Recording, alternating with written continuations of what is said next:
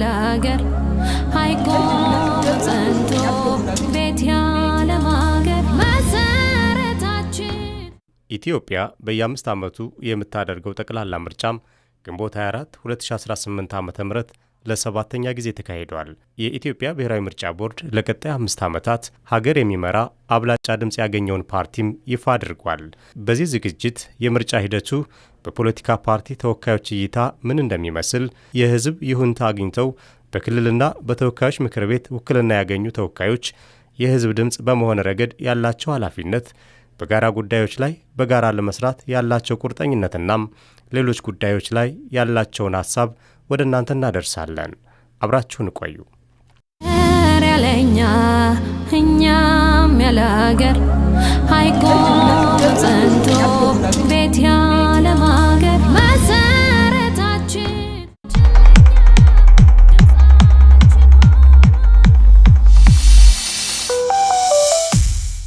ከ54 ሚሊዮን በላይ ኢትዮጵያውያን ለመምረጥ የተመዘገቡበትናም 42 የፖለቲካ ፓርቲዎች የተፎካከሩበት 7ኛው ጠቅላላ ምርጫ በብዙ መመዘኛዎች ከዚህ በፊት ከተካሄዱ ምርጫዎች የተሻለ እንደነበር የፖለቲካ ፓርቲ ተወካዮች ይስማሙበታል። የ7ኛው ጠቅላላ ሀገር አቀፍና ክልላዊ ምርጫ በኢትዮጵያ ታሪክ በአጠቃላይ በዲሞክራሲ ባህል ግንባታ ሂደት ውስጥ ትልቅ አሻራ ጥሎ ያለፈ የምርጫ ሂደት ነው። እንግዲህ ከዚህ ምርጫ ሂደት የምንማራቸው 3 መሰረታዊ ቁም ነገሮች አሉ አስባለሁ። አንደኛውና የመጀመሪያው የህዝቡ በአጠቃላይ የህዝቡ ንቃተ ህሊና በከፍተኛ ሁኔታ ማደጉን የሚያሳዩ ድርጊቶች ተስተውለዋል። በምርጫው ዋዜማ የነበረው የመራጭ ምዝገባ ተሳትፎ፣ በምርጫው ሂደት በክርክር ሂደቶች ላይ የነበረው ሚና፣ በድጋፍ አሰጣጥ ሂደት ላይ የነበረው ሚና እንዲሁም በድምጽ አሰጣጥ ላይ የታየውን ሚና እና ሂደቱን ስንመለከተው ህዝቡ ህጋዊና ህዝባዊ መንግስትን በድምጹና በካርዱ ለመምረጥ ለመወሰን የስልጣን ባለቤትነቱን ለማረጋገጥ የሄደበት መንገድ ካለፉት ጊዜያት በእጅጉ ባደገ ሁኔታ ንቃተ ህሊናው የተሻሻለ የመጣበትና ህዝባዊና ህጋዊ መንግስት ለመመስረት ያለውን ቁርጠኛ ፍላጎት ያረጋገጠበት መሆኑን ስንመለከት ሂደቱ ካለፉት የምርጫ ሂደቶች እጅግ በጣም የተሻለና ስልጡን የሆነው መንገድ ህዝቡ የመረጠበት ሁኔታ እንዳለ ያሳያል። በሁለተኛ ደረጃ ደግሞ ከዚህ የምርጫ ሂደት የምንማረው የተቋማት ጥንካሬዎች ነው። ምርጫም የማስፈጸም ህጋዊ ስልጣን የተሰጣቸው አካላት እና የተለያዩ ተቋማት በምርጫው ሂደት ላይ ያሳዩት ተሳትፎ ምርጫው ሰላማዊ ዲሞክራሲያዊ ሆኖ እንዲጠናቀቅ የነበራቸው ሚናም ስንመለከት በተመሳሳይ ካለፉት የምርጫ ሂደቶች 7ኛውን ጠቅላላ ምርጫ እጅግ በጣም የተለየ ያደርገዋል። በሶስተኛ ደረጃ ደግሞ የተፎካካሪነት መንፈሱ በእጅጉ ያደገ ምርጫ ነው የነበረው። ሁሉም ተፎካካሪ ፓርቲዎች በነበረው የክርክር መድረክ ላይ የራሳቸውን አማራጭ ሀሳብ በማንሳት በመሞገት አማራጭ ሀሳቦቻቸውን ለመራጩ ህዝብ የማጋራት ሂደቱን ስንመለከት በተመሳሳይ የተፎካካሪነት መንፈሱ እጅግ በጣም የተሻሻለ የሰለጠነ መንገድ መከተል እንዳማራጭ ወሰደ ማህበረሰብ እና የተፎካካሪ ፓርቲዎች በራሱ ወደዛ እድገት ደረጃ የመጡበት ሁኔታ ስንመለከት በእነዚህ 3 መሰረታዊ ምክንያቶች ሂደቱ ካሁን በፊት ከነበረው እጅግ በጣም የተለየ ለሀገራችን ትልቅ የዲሞክራሲ ስርዓት ግንባታ ላይ የራሱን ትልቅ አሻራ ጥሎ ያለፈ ምርጫ ሂደት ነው ብሎ መውሰድ ይቻላል። 7ኛው ሀገራዊ ምርጫ ጠቅላላ ምርጫ ጥሩ ጎንም አለው። አንዳንድ ጊዜም ደግሞ ያው ምርጫ እስከሆነ ድረስ የሚጠበቁ ችግሮችም ያጋጥማሉና እነዛንም አቅፎ የያዘ ነው። ግን በብዛት እንዳየነው ጥሩ ዲሞክራሲያዊ በሆነ መልኩ እንግዲህ ምርጫውንም አንድ ሀገር ማድረግ ስላለባትና ሀገር ቀድሞ መመስረትና ሀገር መቆም አለበት ብለን ስለምናስብ ያሉትን ችግሮችን በወደ ሰፊነት በመያዝ ውጤቱንም እንግዲህ ህዝብ የመረጠውን ተቀብለን ጥሩ ምርጫ ነው የሚል አመለካከት አሳልፈናል። ከዚህ ጋር ተያይዞ ምንድነው ሂደቱ ላይ ስፔሻሊ ትንሽ የውጤት አገላለጽና የውጤቱ ላይ ሊሰሩ የሚገባቸው ነገር መኖሩን ስፔሻሊ ክልሎች ትኩረት አድርገው እንዲሰሩና እኛም ሂደቱ ላይ ብዙ ትምህርት ወስደንበት ለሚመጣው ሀገራዊ ምርጫ ቀድመን መዘጋጀት ያለብንና መስራት ምን ላይ እንዳለብን ተመክሮ ያገኘንበት በአጠቃላይ ሂደቱ ግን ቆንጆና ሰላማዊ ስፔሻሊ የህዝቡን ንቃትና ብቃት በደንብ ያየንበት መሆኑን በግልጽ የተማርንበት ነው። ያው እንግዲህ ከመንግስት ከአስፈጻሚ አካላቶችና ከሌሎች ተቃዋሚ ፓርቲ አባላቶች ሌላ በሂደት የምንጠብቃቸው ትምህርቶችና መስተካከል ያለባቸው ብዙ ስራዎች እንዳሉ ሁሉ ከሞላ ጎደል ጥሩና ተቀባይነት ታማኝነት ያለው ምርጫ አድርገናል ብለን አስባለሁ። ሰባተኛው ሀገራዊ ምርጫ እንደ ፓርቲ ያው ከተጠናቀቀ በኋላ ግምገማዎችን አድርገን ነበር። እንግዲህ ሂደቱን በሶስት መንገድ ነው ማስረዳት ሞክረው። ከምርጫ በፊት የምርጫው ቀንና ከምርጫ በኋላ ያሉ ሂደቶች ምን እንደሚመስሉ አጠቃላይ ግምገማ አድርገን ነበር። ከምርጫ በፊት አጠቃላይ የፓርቲዎች እንቅስቃሴ ፖሊሲዎቻቸውን ስትራቴጂዎቻቸውን ለመራጭ ህዝባቸው ከማቅረብ አኳያ ጥሩ የነቃ ተሳትፎ የታየበት እንዲሁም ደግሞ ሚዲያዎችም ከስድስተኛው ሀገራዊ ምርጫ በተሻለ መልኩ ተፎካካሪ ፓርቲዎች ራሳቸውን እንዲያወጡ አማራጮችን እድሎችን የሰጡበት እንደሆነ ገምግመናል። እንዳጠቃላይ ደግሞ የምርጫው ቀን ህዝቡ የሚበጀው መንግስትን መመስረት ያለበት በምርጫ እንደሆነ አምኖ ከጠዋት ጀምሮ ከ12 ሰዓት ጀምሮ ተሰልፎ ምርጫውን የመረጠበት ሂደት አጠቃላይ ህዝባችን የዲሞክራሲ ባህል ግንባታው ላይ ንቁ ተሳታፊ እየሆነ እንዳለና ለዲሞክራሲው ፕሮሰሱ ጥሩ እየሄደ እንዳለ የሚያሳይ ሂደት እንደሆነ አይተነዋል። ከምርጫ በኋላም እንዲሁ ተፎካካሪ ፓርቲዎች የምርጫው ውጤቱን ተቀብሎ እንደ ሀገር ከማሰብ አኳያ ጥሩ የሆነ ምላሽ የተገኘበት ሁሉም ፓርቲዎች የመጣውን ውጤት በአወንታዊ መልኩ የተቀበሉበት ሂደት እንዳለ ገምግመናል ማለት ነው። ስለዚህ ሰባተኛው ሀገራዊ ምርጫ ጥሩ እንደተጠናቀቀ የሚጠበቀውን ግብ እንዳሳካን ሀገራችን እንዳሸነፈች የወሰድንበት ሁኔታ ነው ያለው። ከስድስተኛው ሀገር አቀፍ ጠቅላላ ምርጫና ከዛ በፊት ከነበሩ ምርጫዎች አንፃር ስንመለከተው ሰባተኛው ሀገራዊ ምርጫ በጣም በበርካታ መገለጫዎች የተሻለ ነው ብሎ መውሰድ ይቻላል። የመጀመሪያው የምርጫ ቦርድ ዝግጁነት ነው። ከዚህ በፊት ከነበረው የምርጫ ቦርድ ዝግጁነት አንፃር ስንመለከት የዚህ ዓመቱ በተለይም ዲጂታላይዝድ በሆነ ሲስተም ኦንላይን ሬጂስተርድ ጀምሮ ከእጩዎች ኦንላይን ሬጂስትሬሽን ከመራጮች ኦንላይን ሬጂስትሬሽን ከ5 ሚሊዮን በላይ የሚሆኑ መራጮች በዘመናዊ ዲጂታላይዜሽን ሲስተም የተመዘገቡበት ሂደት እጅግ በጣም ታላቅ የሆነ ለውጥ የታየበት ነው። እሱ ብቻም አይደለም። ፓርቲዎችን እጩዎችን በኦንላይን ከመመዝገብ ባለፈ ስልጠናዎችን በመስጠት በማስተባበር በማቀናጀት እንዲሁም ደግሞ መራጩ ህዝብ የሚሆነውን ፓርቲ እንዲመርጥ የሚያስችል ስልጠናዎች በመስጠት ሂደት እጅግ በጣም ከዚህ በፊት ከነበረው አንፃር ሲታይ እጅግ ትልቅ ለውጥ የታየበት ነው። እሱ ብቻም አይደለም። የፖለቲካ ፓርቲዎች የጋራ ምክር ቤት በሀገር አቀፍ ደረጃ ለምርጫው ስኬት የራሳቸውን የምርጫ ፍኖተ ካርታ አዘጋጅተው ስኬታማ የሆነ ምርጫ በሀገር አቀፍ ደረጃ እንዲካሄድ ሁሉም ፓርቲዎች ያደረጉት ርብርብ እጅግ በጣም ከዚህ በፊት ከነበረው አንፃር ሲመዝነው እጅግ በጣም ታላቅ የሆነ ለውጥ የታየበት ነው። ሌላኛው መራጩ ህዝብ በምርጫ ዕለት በነቂስ ወጥቶ ከጠዋቱ 11 ሰዓት ጀምሮ በነቂስ ወጥቶ ሲያደርግ የነበረው ተሰልፎ በራሱ ማንም ማሰለፍ ሳይጠብቅ ሳይፈልግ ተሰልፎ ለምርጫው ያደርግ የነበረው ተሳትፎ እጅግ በጣም የሚመሰገን ነው ማለት ነው። ይሄ ታላቅ ለውጥ ነው። ስለዚህ የዚህ ሰባተኛው ሀገር አቀፍ ምርጫ ያሳየው ጥሩ የሆነ ስኬት ለሚቀጥሉ 8ኛው ሀገር አቀፍ ምርጫ ትልቅ የሆነ መነሻ ውጤት ነው ብለን እንገምታለን። እሱን በተመለከተ እንግዲህ ከዚህ ዓመት ከነበረው ከ6ኛው ሀገር አቀፍ ምርጫ አንፃር ትልቅ የሆነ ለውጥ የታየበት ምርጫ ነው ብለን ነው የገመገምነው ማለት ነው።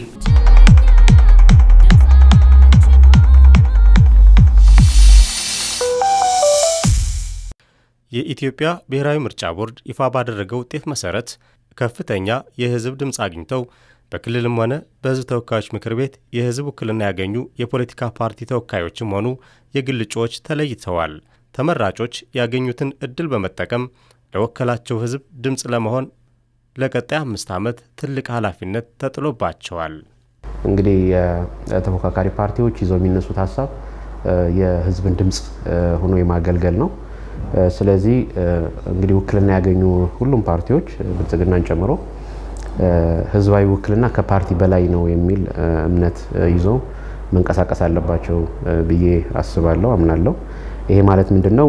የመጀመሪያው እውነተኛ የህዝብ ድምፅ የመሆን በተለይም ህብረተሰቡ ሲመርጥ ሀሳቡን ሲያነሳ በክርክር ሂደት ፍላጎቱን ሲገልጽ የቆየበት ሁኔታ አለ። ይህንን ፍላጎቱን እውን የሚያደርገው ደግሞ በተወካዮቹ አማካኝነት ስለሆነ እነዚህ ተወካዮች በተለይ በህብረተሰብ ደረጃ አንገብጋቢ የሆኑ ሀገራዊና ክልላዊ ችግሮች ከጸጥታና ከሰላምና ደህንነት፣ ከስራ ዕድል ፈጠራ፣ ከኑሮ ውድነት መሰል ጎልተው የወጡ ጉዳዮች አሉ። እነዚህ ችግሮች እንዲፈቱ ትክክለኛ የህዝብ ውክልናውን ማረጋገጥ ይኖርበታል። ከፓርቲ በላይ አስቦ የህዝቡን ጥቅምና ፍላጎት አስቀድሞ መንቀሳቀስ እና እውነተኛ የሆነ የህዝብ ውክልናውን ማረጋገጥ ይኖርበታል። በሁለተኛ ደረጃ ደግሞ ገንቢ የሆነ የቁጥጥርና የክትትል ስርዓት በምክር ቤቶች ላይ በሚኖረው ሚና ገንቢ የሆነ ክትትል ማድረግ እና የቁጥጥር ስርዓቱን ማጠናከር፣ መንግስት እንደ መንግስት ጠንክሮ እንዲወጣ ምክር ቤቶች የራሳቸው ኃላፊነት ስልጣን ስላላቸው አስፈጻሚ አካሉን የመቆጣጠር የመከታተል እዛ ላይ የራሱን አስተዋጽኦ ማበርከት ይኖርበታል እያንዳንዱ ተወካይ አባልም ሆነ ፓርቲ። በሶስተኛ ደረጃ ደግሞ በህግ አወጣጥ ሂደት ላይ በንቃት የመሳተፍ በትክክልም የህብረተሰቡን ትክክለኛ ችግር ለይተው ሊፈቱ የሚችሉ መመሪያዎች፣ ህጎች፣ ደንቦች እንዲወጡ የማድረግ ሚናውን በአግባቡ መወጣት አለበት ማለት ነው። እነዚህ መሰረታዊ ጉዳዮች ምላሽ የሚሰጥበት ሁኔታ ከተፈጠረ በትክክልም ህብረተሰቡ በምርጫ ሂደት ያነሳቸውን ጥያቄዎች ከምርጫ ማግስት ደግሞ በምክር ቤቱ በሀሳብ ብልጫ ሁኔታዎች እንዲዳኙ፣ ችግሮች እንዲፈቱ፣ ውይይቱና አጠቃላይ የክርክር መንገዶቹ በሙሉ የህብረተሰብን ችግር የሚፈቱና የህብረተሰብን የኑሮ ደረጃ የሚያሻሽሉ በሚሆኑ አጀንዳዎች ላይ መምከር ይኖርበታል የሚል ሀሳብ አለ። እንግዲህ ህዝብ ወጥቶ በምርጫው እለት የሚፈልገውን እንደራሴ መርጧል። ይሄ ማለት እንግዲህ እንደኔ ሆነ ሀሳቤን ጥያቄን ትጠይቅልኛለህ ብሎ ነው ህዝብ የመረጠውና በሁለቱም ምክር ቤት የተመረጡ ተፎካካሪ ፓርቲዎች ህዝቡን በየጊዜው እያገኙ ያለበትን ማህበራዊ፣ ኢኮኖሚያዊ፣ ፖለቲካዊ ጥያቄዎችን በአግባቡ እየተቀበለ ከመራጩ ህዝቡ ጋር እየተገናኘ ለምክር ቤት የሚጠበቅበትን ጥያቄ ማቅረብ ይኖርበታል። ከዚህ በፊትም ተፎካካሪ ፓርቲዎች ወደ ምክር ቤት ገብተው ነበር። አሁንም ደግሞ በተሻለ ቁጥር ነው ተፎካካሪ ፓርቲዎች ወደ ምክር ቤት የገቡና ህዝቡ ጋር የመገናኘት እለት ተእለት የመገናኘት እንዲሁም ደግሞ ቋሚ ቢያንስ በአመት ሁለቴ ህዝብን እያገኙ ጥያቄዎቻቸውን እየተቀበሉ የሚገባውን ጥያቄ ለምክር ቤቶች አቅርቦ በልማትም በማህበራዊ አጠቃላይ በኢኮኖሚያዊ ሂደቶች ላይ ጥያቄዎቻቸውን ማስተጋባት እንዳለባቸው ከወዲሁ መያዝ መቻል አለባቸው የሚለውን መልእክት ማስተላለፍ ፈልጋለሁ። የመጀመሪያው የፖለቲካ ፓርቲዎች የፖለቲካ ተቋም አቋቁመን ወደ ተግባር ስንገባ መሰረታዊ የሆነው አጀንዳችን የህዝብ መሰረታዊ የሆኑ ጥያቄዎች በአግባቡ ይመለስ ዘንድ እሱን ዓላማ ተደርጎ የሚመሰረት ነው ማለት ነው ፖለቲካ ፓርቲ ሲቋቋም። በመሆኑም ህዝብም ሲመርጥ ያን ተስፋ ጥሎ ነው ያሉን መሰረታዊ የሆኑ የህዝብ ጥያቄዎቻችን የልማት፣ የሰላም፣ የመልካም አስተዳደር ጥያቄዎቻችን በአግባቡ ይፈታልናል የሚሉትን ፓርቲ ነው የሚመርጠው ማለት ነው ህዝብ። ከዚህ አንጻር የተነሱ ጥያቄዎች በተለይም ከዚህ በፊት ከነበረው የፖለቲካ ፓርቲዎች በህዝብ ተወካዮች ምክር ቤትና ከገዥ ፓርቲ ጋር በጋራ ተቀናጅተው ከመስራት አንጻር ከነበሩ ክፍተቶች በተለየ መንገድ በዚህ ዓመት እጅግ በጣም በርካታ ፖለቲካ ፓርቲዎች የተሳተፉበት ነው እንደ ምክር ቤት ማለት ነው። በዚህ ምክር ቤት ደረጃ በርካታ ጥያቄዎች መልስ ያገኛሉ ብለን ተስፋ እናደርጋለን። ያም ሊሆን የሚችለው ግን አደርነት የተጣለባቸው የምክር ቤት አባላት ወይም ደግሞ የፖለቲካ ፓርቲ ተወካዮች ከህዝብ የተቀበሉትን አደራ በአግባቡና በኃላፊነት መወጣት ሲችሉ ብቻ ነው። እንዲሁ በመሳሳብ በመጓተትና በጥላቻ ወይም ደግሞ የሚነሱ ጥያቄዎች እንዲሁ እልህን መሰረት ያደረጉ ሆነው ከቀጠሉ የህዝብ መሰረታዊ የሆኑ ጥያቄዎች ይዘነጋሉ። እንዲሁም ደግሞ ሀገር የምትጠብቀው የመሰረታዊ የሆነ የእድገት ጉዳይ የሚዘነጋ ነው የሚሆነውና ከሱ ባለፈ ግን አዳዲስ ሀሳቦች የሚፈልቁበት ምክር ቤቱ ከዚህ በፊት ከነበረው ምክር ቤት በተሻለ መንገድ አዳዲስ ህጎች የሚረቁበት ህዝብ የሰላምና የልማት እንዲሁም የመልካም አስተዳደር ጥያቄዎችን ተመልሰውለት እፎይታ የሚያገኝበት ሀገር ወደ እድገት ወደ እድገት ጎዳና የምትቀጥልበት ምቹ ሁኔታ ይፈጠራል የሚል ትልቅ ተስፋ የተጣለበት ምክር ቤት ነው። እሱ ብቻ አይደለም። ይሄ አዲሱ ምክር ቤት የሚቋቋመው ምክር ቤት ከዚህ በፊት ከነበረው የህዝብ ተወካዮች ምክር ቤት በተለየ መንገድ ታላቅ የሆነ ኃላፊነት የሚጣልበት ምክር ቤት ነው። የህዝብ ጥያቄ ደግሞ በአግባቡ ተመልሶለት ህዝቡ እፎይታ የሚያገኝበትን ፖሊሲው ደግሞ የሚተገበርበትን ያንን ፖሊሲ የማስተግበር ታላቅ የሆነ ኃላፊነት ያለበት ደግሞ ምክር ቤቶች ናቸው። ስለዚህ ታላቅ የሆነ ተስፋ የሚጣልበት ምክር ቤት ይሆናል ብለን እናምናለን ማለት ነው። በምርጫው ክልልም ሆነ ወደ ህዝብ ተወካዮች ምክር ቤት የሚገቡ አባላቶች የህዝቡን ችግር፣ የልማት፣ የዲሞክራሲ የመልካም አስተዳደር ችግሮችን በደንብ አንስተው ለመንግስት ማቅረብ ይኖርባቸዋል። የሚወጡ ህጎች ለህዝብ ተቆርቋሪ ናቸው ወይ ለህዝብ ድጋፍ አላቸው ወይ የሚለውን ነገር በደንብ ማሰብ አለባቸው። አንዳንድ የሚወጡ ረቂቅ አዋጆች ላይ ህዝቡን ይጠቅማል ይጎዳል የሚለውን ነገር አይተው የሚጎዳ ከሆነ ተቃውሟቸውን እና አጽንኦት ሰጥተው መከታተል ይኖርባቸዋል። ከዛ ባሻገር ስፔሻሊ የሰላምና የልማት ጉዳይ ላይ በደንብ አንስተው የወከላቸውን ህዝብ የአካባቢያቸውን ሁኔታ በደንብ ተረድተው ምንድነው የጎደለው አካባቢ ላይ የወከለኝ ህዝብ ምንድነው የሚፈልገው ነው የሚለውን ነገር በደንብ ማንጸባረቅ ይኖርባቸዋል። ከዛ ውጭም በረፍት ጊዜያቸውም አንዳንድ ጊዜ ደግሞ በስራም ወጥተው የተሰሩ ስራዎችን ግምገማ በማድረግ ለመንግስት በሪፖርት መልክ በማዘጋጀት ለህዝቡ የሚያስፈልገውን ነገር በደንብ ሀሳባቸውን መግለጽ ይኖርባቸዋል ብዬ አስባለሁ። ያለኛ እኛም ያለ ሀገር አይቆም ጸንቶ ቤት ያለ ማገር መሰረታችን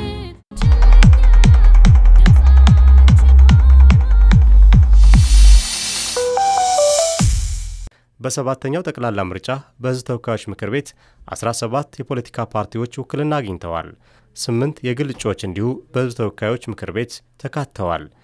ይህ ሁነት የብዝሃ ፓርቲዎች ድምፅ እንዲኖርናም የዲሞክራሲ ባህል እንዲጎለብት ያለው ሚና ቀላል አይሆንም። በሀገራችን የፖለቲካ ታሪክ ውስጥ በተለይም ከለውጥ ማግስት አዲስ የሆነ የፖለቲካ ባህል መገንባት አለበት የሚል የፓርቲ ጽኑ አቋም አለ። የብልጽግና ፓርቲ ጽኑ አቋም አለ።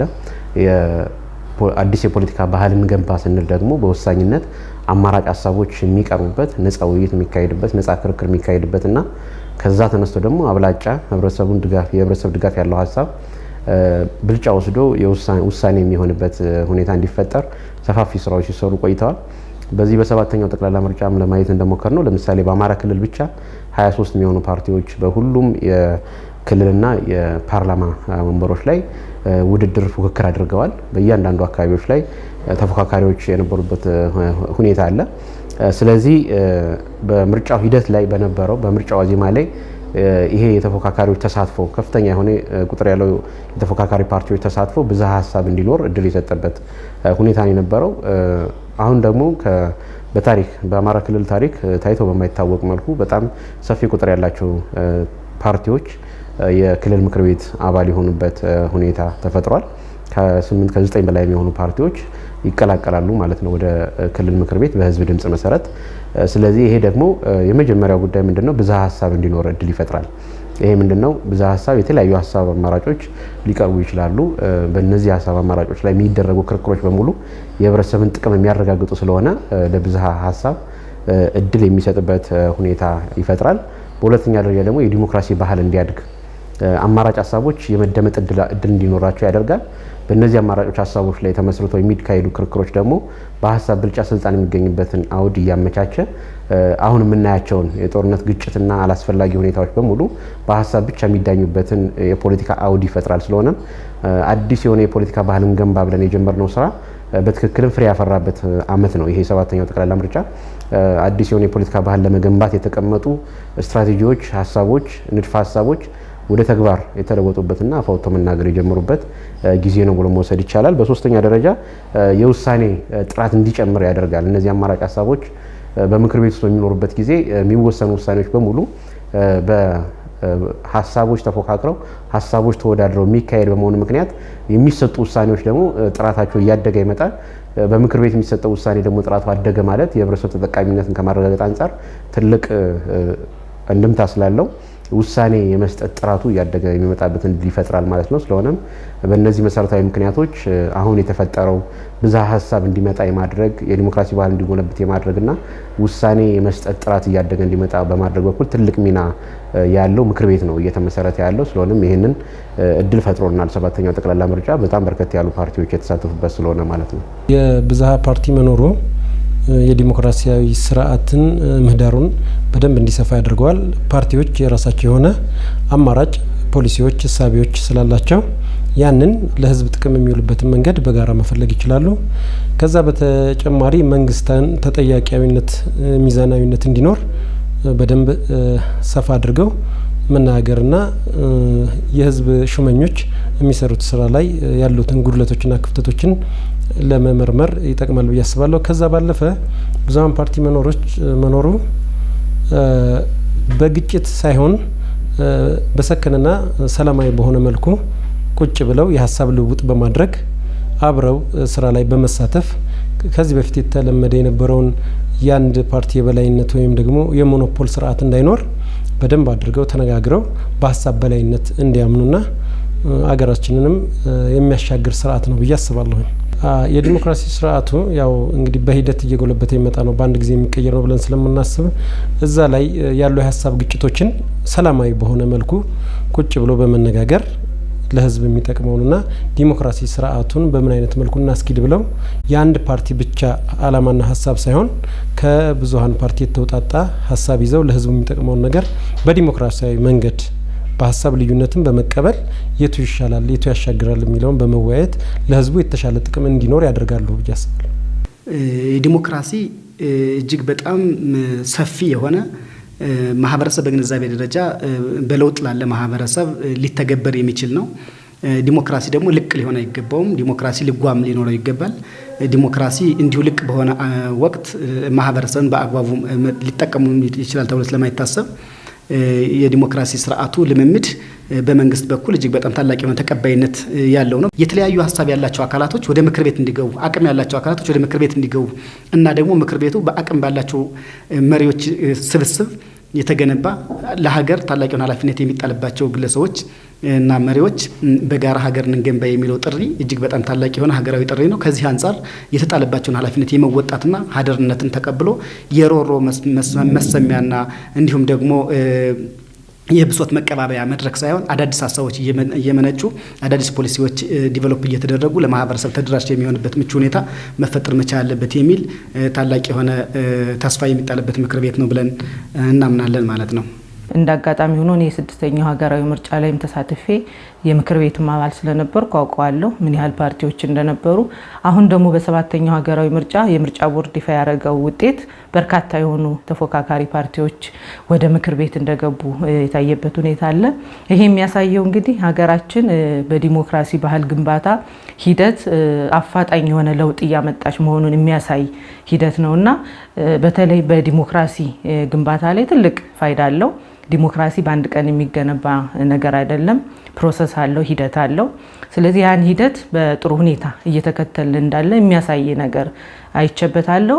ሌላው ተፎካካሪ ፓርቲዎችም አማራጩ የሰላም ሂደት መሆኑን አምነው በርካታ የሆኑ ተፎካካሪ ፓርቲዎች እዚህ ምርጫ ላይ ተሳታፊ ሆነው ለህዝባቸው የሚበጀውን አማራጭ ሀሳብ ይዘው እንደቀረቡ የታየበት ሁኔታ አለና በሁለቱም ረገድ በመንግስትም በተፎካካሪ ፓርቲዎችም የነበረው ሂደት የዲሞክራሲ ባህል ግንባታችን ጥሩ ሂደት ላይ እንዳለ የሚያሳይ ሆኖ አይቼዋለሁ። ለዚህም ትልቅ ፋይዳ አለው። በዚህ በሰባተኛው ሀገራዊ ምርጫ በርካታ ተፎካካሪ ፓርቲዎች መግባታቸው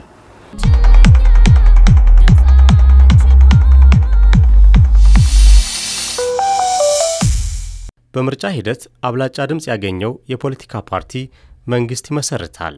ነገር ግን በጋራ ጉዳዮች በጋራ ለመስራት ዝግጁ እንደሆኑ የፖለቲካ ፓርቲ ተወካዮች ያነሳሉ።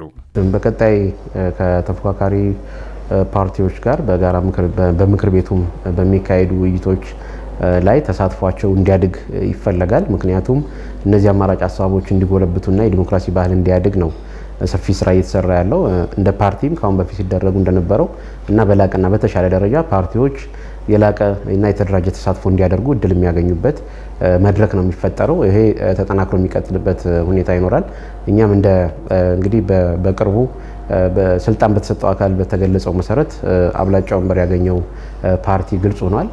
ከዚህ ፓርቲ ጋር በጋራ ሆነው የሚሳተፉ የምክር ቤት አባላትም የጋራ ተሳትፏቸውን የሚያረጋግጡበት እና ድምጻቸው የሚሰማበት እንደ አማራጭ ሀሳብ የሚሰማበት ምክር ቤት እንዲፈጠር እንደ ፓርቲ ጠንክረን የምንሰራበት ሁኔታ ይፈጠራል። የፖለቲካ ፓርቲ ተብሎ አንድ እንደ ዲሞክራሲያዊ ተቋም ስንቋቋምም የሀገሪቱ ስርዓት የፈቀደው ሆኖ ነው ማለት ነው። ስለዚህ ይሄ ዲሞክራሲ ስርዓት ግንባታ በሀገር ደረጃ እንዲገነባ ሀገር እንድታድግ በጋራ እንድንመካከርበት የፈቀደን ስርዓት ደግሞ አብሮ ተመካክሮ ሀገርን የመገንባት መሰረታዊ የሆነ ጉዳይ የጋራ ኃላፊነቶች አሉብን ማለት ነው። በመሆኑም ከገዥ ፓርቲ ጋር ተቀናጅቶ የመስራትን መሰረታዊ የሆነ ጉዳይ ከዚህ በፊትም ስናደርገው የነበረ ነው። አሁንም በተለይም በሀገር ሉዓላዊነት እና በሀገር ግንባታ ሂደት ላይ እንዲሁም ደግሞ በሀገር ጥቅም ላይ የማንደራደርበት መሰረታዊ የሆነ ጉዳይ ነው። ከዚህ አንጻር ከገዥ ፓርቲ ጋር ተቀራርቦ ተመካክሮ በጋራ የመስራትን ጉዳይ ችላ የማንለው ታላቅ ኃላፊነት ወስደን የምንሰራበት ከዚህ በፊትም ስንሰራበት የነበረ ነው። በመሆኑም በህዝቦች አንድነት፣ በሰላም፣ በልማትና በመልካም አስተዳደር ጉዳዮች ላይ ከመንግስት ጋር ተቀራርቦ በመስራት አሉ የሚባሉ የህዝብ ችግሮች እንዲፈቱ ታላቅ የሆነ ኃላፊነት ወስደን ነው የምንሰራው። እየሰራም የቆየን ወሱን ነው። በመሆኑም በተለይም የአማራ ክልል መንግስት ከዚህ በፊት እጅግ በጣም በርካታ ጥያቄዎችን ስናነሳ ቆይተናል። ሲመለሱ የነበሩ ጥያቄዎችም እጅግ በጣም ይበል የሚያሰኙና ታላቅ የሆነ ምስክርነት የሚሰጣቸው ናቸው። እኛ የምንፈልገው ችግሮች እንዲፈቱ ነው እንጂ ችግሮች እንዲያድጉ፣ ችግሮች አድገው ደግሞ የማህበረሰብ ቁስለት እንዲሆኑ አንፈልግም። ስለዚህ ከዚህ አንጻር ከመንግስት ጋር ተቀራርቦ በጋራ ተመካክሮ መስራት ለሀገር አሉ የሚባሉ ችግሮችን በጋራ እየፈቱ በጋራ መቆም እጅግ በጣም ታሪካዊ የሆነ ወቅት ላይ ነው የምንገኘውና ከዚህ አንጻር እኛ ድርጅታችን እጅግ በጣም ታላቅ የሆነ ኃላፊነት ወስዶ የሚሰራበት ከገዢው ፓርቲ ከብልጽግና ጋርም ተቀናጅቶ በጋራ አሉ የሚባሉ ችግሮችን ለመፍታት በአቋም ይዞ እየሰራ ያለበት ሁኔታ ነው ያለው ማለት ነው። ከዚህ በፊትም እንደ አብን እንደ ፓርቲያችን 6ኛው ሀገራዊ ምርጫ ላይም ቅድም እንደገለጽኩት በርካታ የሆኑ በክልልም በህዝብ ተወካዮችም ተወካዮች ነበሩን።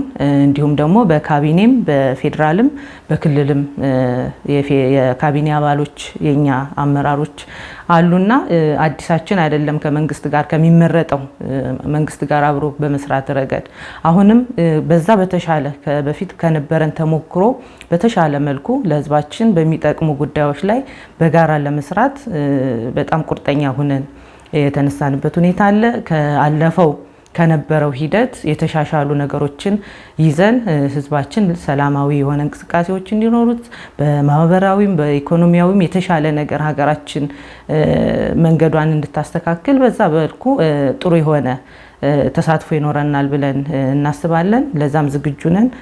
ቁርጠኞችም እንደሆነ ከዚህ በፊትም አሳይተናል። አሁንም በቁርጠኝነት ለመንቀሳቀስ ዝግጅታችንን አጠናቀናል ማለት ነው። አብላጫውን ድምጽ አግኝቶ መንግስት የሚሆነው አካል ጋር በቀጥታ ስፔሻሊ ሀገራዊ የሆኑ ጥቅሞች ላይ የወደብ ጉዳይ ሊሆን ይችላል፣ የቀይ ባህር በር አክሰስ የምናገኝበት መንገድ ሊሆን ይችላል። በሰላማዊ ዲሞክራሲያዊ ጉዳዮች ላይ ቀጥታ ተሳትፎ እናደርጋለን። ሰላምንና ደግሞ ዲሞክራሲን ስፔሻሊ ደግሞ ሉዓላዊነትን የሚፈታተን ጉዳይ ሲመጣ ከመንግስት ጎን በመቆም የውጭም ይሁን የውስጥ ኃይልን ለመዋጋት በቁርጠኝነት እንሰራለን። ያለኛ እኛም ያለ ሀገር አይቆም ጸንቶ ቤት ያለ ማገር መሰረታችን።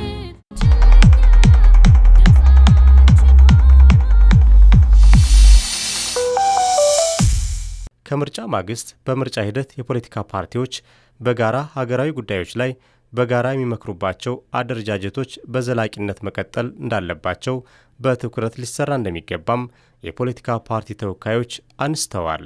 ምንጊዜም ቢሆን ወደ ውድድርና ወደ ትግል ሲገባ አንደኛው አካል ማሸነፉ አይቀሬ ነው። 50-50 አሸናፊነት የለም።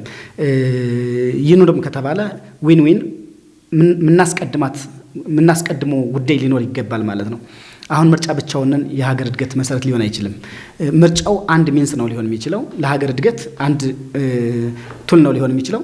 ከዚህ አንጻር በዚህ ዓመት የተደረገውን 7ኛውን ሀገራዊ ምርጫ እንዲሁም ከዚህ በፊት የነበሩ ሀገራዊ ምርጫዎችን ስንመለከት በምርጫ አሸናፊ ሆኖ ወይም ደግሞ በምርጫው ተሸናፊ ሆኖ ከገዢ ፓርቲ ጋር ተቀናጅቶ ሰርቶ ለሀገር እድገት ከመጣር ይልቅ ያንን ውጤት አልቀበሉም ብሎ ወደ ኋላ ማፈግፈግ አይነት ሁኔታዎች እንመለከታለን። እሱ ምንድነው የሚያመለክተው? እንደሚታወቀው አንድ ወንበር ሆነ 2 ወንበር 3 ወንበር ሆነ ጥቅል ሀገረ መንግስቱን በፓርቲ ደረጃ ማሸነፍ የሚኖር ዞሮ የሚሰራው ለህዝብ ነው፣ የሚሰራው ለሀገር ነው፣ የሚሰራው ለእድገት ነው። ከዚህ አንጻር ተመካክሮ ምቹ ሁኔታዎችን አመቻችቶ መስራት ይጠበቃል ብለን እናምናለን። ምን እኮ ከዚህ በፊትም ያየነው ነው እኮ ይህን ምርጫ እንዳይሳካ ወይም ደግሞ 7ኛው ሀገራዊ ጠቅላላ ምርጫ ውጤታማ እንዳይሆንና ወደ ምርጫ እንዳንገባ ይስቡ የነበሩ የተለያዩ ጎታች አስተሳሰቦች እኮ ነበሩ። በሀገር አቀፍ ደረጃ ስንገመግማቸው የመጣነ ማለት ነው። እነዛ ጉዳዮች ምንድናቸው? መሰረታዊ ምክንያታቸው እንደሚታወቀው ሌላ አይነት ሀሳብ ውስጥ አስገብተህ የሽግግር መንግስት ምስረታ ወይም ደግሞ ሌላ አይነት አቅጣጫ ውስጥ አስገብተህ ሀገርን ወደ ተለያየ ትርምስና የኔባ ሀገርን የማሳጣት አይነት ፍላጎቶች ይኖራሉ። እነዛን ፍላጎቶች በጋራ መታገል ይጠበቃል ማለት ነው። ይሄ ለሀገረ መንግስት ግንባታና ለሰላም ግንባታችን እንቅፋት ሊሆኑ የሚችሉ ማንኛውም አይነት አስተሳሰብ ያንተም የኔም የሁላችንም የጋራ የቅንጅት ተግባር ነው ሊሆን የሚገባው ማለት ነው። ምክንያት ሀገር መንግስት ያስፈልጋታል። ሀገር መንግስት ካስፈልጋት ደግሞ አቅም ያለው መንግስት ሆኖ እንዲገነባ የማድረግ ደግሞ የጋራ ትግል ነው የሚሆነው ማለት ነው። ስለዚህ ከዚህ አንጻር ወደ ትርምስና ወደ ነውጥና ወደ ግጭት ሊያስገቡ የሚችሉ ማንኛውም አይነት አስተሳሰቦችን ከውስጥም ከውጭም እነሱን በጋራ መታገልና ለሀገረ መንግስት ግንባታው አቅም ያለው መንግስት ሆኖ እንዲገነባ የማድረግ ሂደትን በጋራ መታገል ይጠበቅብናል። እንግዲህ ቅድም ስታነሳ እንደነበርከው ይህን ደግሞ አንድ የመታገያ አንድ ራሱን የቻለ መስመር አለን። እሱም ምንድነው? የፖለቲካ ፓርቲዎች የጋራ ምክር ቤት የሚባለው ነው። የፖለቲካ ፓርቲዎች የጋራ ምክር ቤት ማለት ሁሉም የፖለቲካ ፓርቲዎች በአንድ ተሰባስበው በሀገር ጉዳይ ላይ፣ በፓርቲዎች ጉዳይ ላይ፣ በፖለቲካ ጉዳይ ላይ፣ በማህበራዊ በኢኮኖሚ ጉዳይ ላይ መክረው ሀገርን እንዴት እናሻገር፣ ሀገርን እንዴት እናሳድግ፣ ከገዥ ፓርቲ አንጻር የሚጠበቁ ጉዳዮችን እንዴት ይወጡ የሚለውን ኃላፊነት የምንቀባበልበት ነው። እሱ በመዋቅር ደረጃ ከክልልም በዞንም በወረዳም ደረጃ የወረደ ነው። ያን መዋቅር አጠናክሮ በጋራ የመስራት ሚናን መወጣት ይጠበቃል ብለን እናምናለን። ሜቢ ከገዥ ፓርቲ የሚታዩ አንዳንድ የተዛቡ እይታዎች ካሉ እሱ እንዲያስተካክል ምክረ ሀሳቦችን እያቀረብን እንግዲህ ወጥ በሆነ መንገድ መዋቅሩን አስተካክሎ ወደ ውጤት ሊያመጣ የሚችል በጋራ ተቀናጅቶ መስራት እና ለሀገር ለሕዝብ ኃላፊነት መወጣት ይጠበቃል ብለን እናምናለን። ይህንም እንደ ጋራ ምክር ቤት እየገመገም ነው። የፓርቲዎች የጋራ ምክር ቤት አደረጃጀቱ ለምርጫ ብቻ የተደራጀ አደረጃጀት አይደለም። ከምርጫ በፊትም አጠቃላይ ሀገራዊ የሆኑ እንቅስቃሴዎችን በጋራ ፓርቲዎች ሆነው የሚመክሩበት ምክር ቤት ነውና በእርግጥ ለምርጫው ጥሩ የሆነ አወንታዊ የሆነ አስተዋጽኦ አበርክቷል። ፓርቲዎች ቀደም ብሎ የሚያጋጥማቸውን ችግሮች ቀደም ብሎ ለመፍታት ጥሩ የሆነ መሰባሰብን ፈጥሮልናል። ከምርጫ በኋላም ደግሞ አጠቃላይ የሀገራችንን እንቅስቃሴ አወንታዊ በሆነ መልኩ ችግሮች ሲፈጠሩ ለመፍታት እንዲሁም ደግሞ ፓርቲዎች እርስ በርስ ተገናኝተው በሀገራዊ ጉዳዮች ላይ የጋራ የሆነ መፍትሄዎችን ለማበጀት ለመንቀሳቀስ የሚያስችል አደረጃጀት ነውና ምርጫን ብቻ መሰረት አድርጎ መንቀሳቀስ የለበትም። የክልል የፓርቲዎች የጋራ ምክር ቤት እሱን ብቻ መሰረት አድርገን አይደለም የምንንቀሳቀሰው። ከዞኖችና ወረዳዎች አቋቁመናል ይሄ የጋራ ምክር ቤት። ስለዚህ ከምርጫም ባሻገር ሀገራዊ በሆኑ ጉዳዮች ላይ ንቁ ተሳታፊ መሆን እንዳለባቸው በዚሁ አጋጣሚ መናገር ፈልጋለሁ። አደረጃጀቱም ያ አይደለም የምርጫ ብቻ አይደለም እና አጠቃላይ ሀገራዊ የሆኑ ጉዳዮችን በጋራ የሚመከርበት አደረጃጀት ስለሆነ በተለይ ዞን ላይ ወረዳ ላይ ያሉ የፓርቲዎች የጋራ ምክር ቤት እንዲሁም ደግሞ ተፎካካሪ ፓርቲዎችም ይህን ግምት ውስጥ አስገብተው ከምርጫ በኋላ ባሉ እንቅስቃሴዎች በሀገራዊ ጉዳዮች ላይ ንቁ ተሳታፊ መሆን መቻል አለባቸው የሚለውን እንዲይዙ ትፈልጋለሁ። ፓርቲያችን የተቋቋመው ለአንድ ሁነት ወይም ደግሞ ለምርጫ አይደለም። የህዝብን ፍላጎትና የህዝብን ስሜት ከፍ አድርገን አገራዊ መንግስት ግንባታ ላይ አብረን ተሳትፈን ለህዝባችን የሚያስፈልጉ ብለን የምናስባቸውን የሚጠይቃቸውን ጥያቄዎች መልስ እንዲያገኙ የምናደርግበት ስርዓት ላይ ነው ያለነው። ይህም ከመንግስት ጋር እንግዲህ ያለውን ሂደት ጎን ለጎን አብረን በመሄድ ቀጣይ ሂደቶችን ሰላማዊ ዲሞክራሲያዊ በሆነ መንገድ ከህዝባችን ጎን ቁመን እንሰራለን። ይህንንም ስንል ለምሳሌ የሀገራዊ ምክክር ኮሚሽን ያስቀመጣቸው የመረጣቸው አጀንዳዎች አሉ። እዛም ላይ ተሳትፎ እያደረግን እየሰራን ነው ያለው። በቀጣይነትም በሀገር ጉዳይ ላይ ሊሰሩ የሚችሉ ጉዳዮችን በውስጥም ሊሆን ይችላል፣ ከልማት ጋር ተያይዞ የኮሪደር ልማት ሊሆን ይችላል፣ የተቋማት ግንባታ ላይ ሊሆን ይችላል። ቀጣይ ያሉ ሀገራችን ሊያስቸግሩ የሚችሉ ፕሮጀክቶችና ስራዎች ላይ በሰፊው በቋሚነት እንሰራለን ብለን እናስባለን። የተፎካካሪ ፓርቲዎች የጋራ ምክር ቤት በተለይ ከለውጡ በኋላ አዲስ ሀሳብ ይዞ የመጣው አዲስ የሆነ የፖለቲካ ባህልን ገንባ የሚለው ሀሳብ መተግበሪያ አንዱ ተቋም የተፎካካሪ ፓርቲዎች የጋራ ምክር ቤት ነው።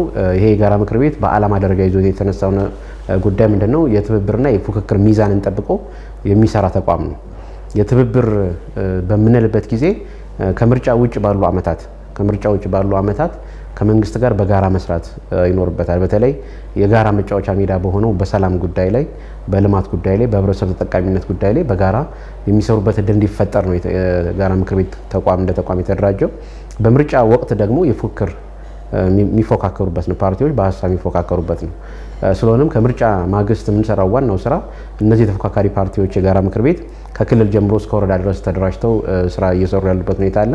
ይህ ተቋማዊ ጥንካሬያቸው እያደገ እንዲሄድ ይጠበቃል። በተለይ በትብብር በምንሰራባቸው ዋና ጉዳዮች ላይ ጠንካራ የሆነ መንግስት እንዲመሰረት፣ ጠንካራና የጸና አገረ መንግስት እንዲኖርና እንዲጎለብት ለማድረግ የሚያስችል ሚናቸውን የበሰለ ውይይት የሚያደርጉበት ተቋማዊ ጥንካሬ እንዲኖራቸው ይፈለጋል።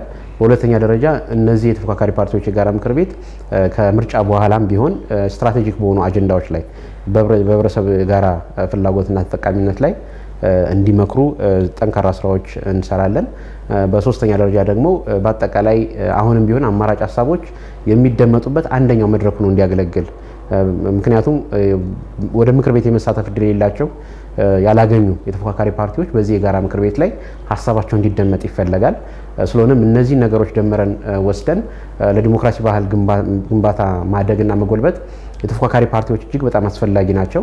ስለዚህ ይህን አስፈላጊነታቸውን ደግሞ እውን የምናደርገው በጋራ ምክር ቤት ስለሆነ ይህን የጋራ ምክር ቤት እጅግ በጣም አጠናክረን በሁሉም ጉዳዮች ላይ በትብብር በምንሰራባቸው ጉዳዮች ላይ በጋራ ለመስራት እንደ ፓርቲ ትልቅ ዝግጅት አለን። ይህንንም በተከታታይ በምናካሄዳቸው ውይይቶች ላይ ተሳትፏቸው እያረጋግጡ እንዲሄዱ የተጠናከረ ስራ ለመስራት የሚያስችሉ እቅዶችን አቅደን ወደ ስራ የምንገባበት ሁኔታ ይፈጠራል ማለት ነው።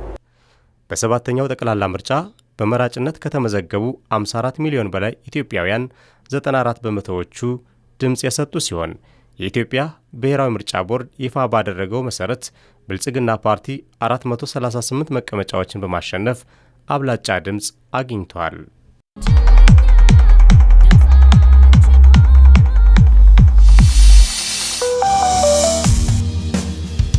የኛ ሐሳብ ውሳኔያችን መሻገሪያ ማለፊያችን የጋራ ቤት መገንቢያችን ለከስማ ነው ድምፃችን ሳንጎድል ፊት ተገኝተን